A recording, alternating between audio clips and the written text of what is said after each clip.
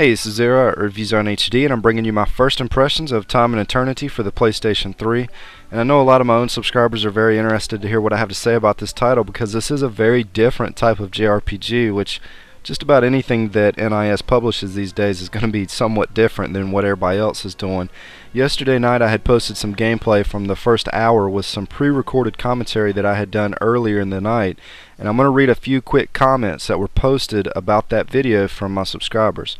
One guy said, "I'm really interested to hear your thoughts on the game because this title has been getting horrible reviews," which I haven't actually looked at those reviews yet, so I haven't seen what other reviewers were saying about it.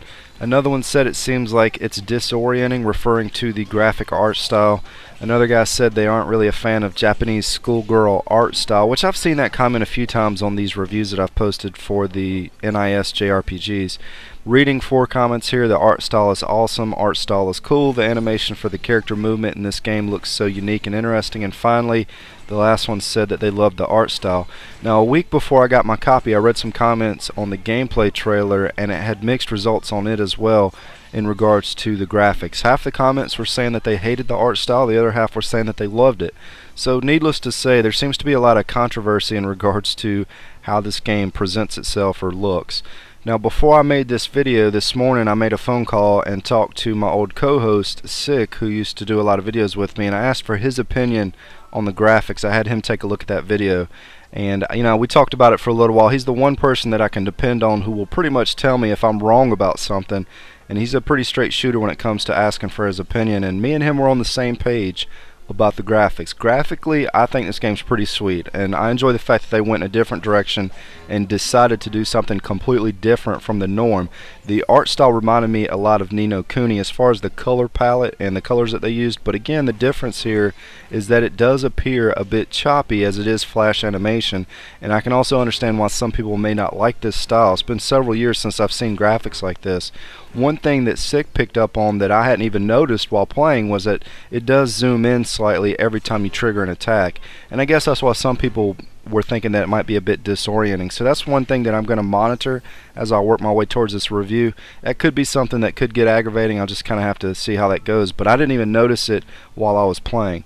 Now, moving on and looking at the other features of the game, the gear and equipment screen seems like it could be pretty deep, so it'll be interesting to see what type of other weapons and armor that I'm going to pick up along the way. The English voice acting on here so far has been nothing short of pure epicness, and the story and cutscenes for the first hour were not only funny, but it has a surprisingly great plot, which if you've played any JRPG over the last few years, a good majority of those really have oddball and strange plots that don't transition well when they get ported stateside, and a lot of the American reviewers really don't dig a lot of the stories in the JRPGs, which there have been several that I've played that I just skipped through the cutscenes because I didn't really care about them, but that's not the case with this game. There is some time travel involved on here, but the plot is very easy to follow and understand. It was a bit cutscene heavy for the first hour, but after that it kind of let up and freed you up to do what you want, and that's when the game kind of opens up as well. You have an open world map that you can travel around, so it's going to be interesting to see how much the cutscenes and story play a part of this game. Some games lean heavily on it and some don't, so I think this one's going to lean heavily on it, which isn't going to be a bad thing. So far, the only big complaint that I have is with the combat system. You almost have to premeditate some of your actions because there's a bit of a delay involved. If you're in the middle of an attack animation, you can't quickly break the animation and block or dodge, which was especially tough when fighting a couple of the bosses, but it wasn't really a problem when I was fighting just normal enemies. And I noticed with the first couple bosses they can attack really quickly, so there's a very small window in which you can avoid the attack. So if you're already attacking and in the middle of an animation and they decide to attack, you're most likely going to get hit. So it's going to be interesting to see how challenging the game's going to be because of that. Another early gameplay video that I watched had someone just pressing the attack button over and over again, which led me to believe that the combat was going to be pretty bland, but that's just not the case. Early in the game you do have to rely heavily on just mashing the attack button over and over, but once I was in hour 2 and 3, that's when the game sort of starts to open up a little bit more, and you can kill the normal enemies a lot quicker with special moves, and it makes combat a lot quicker, so you're not going to be just sitting there mashing the button over and over and over from what I can tell once you get a little bit into the game.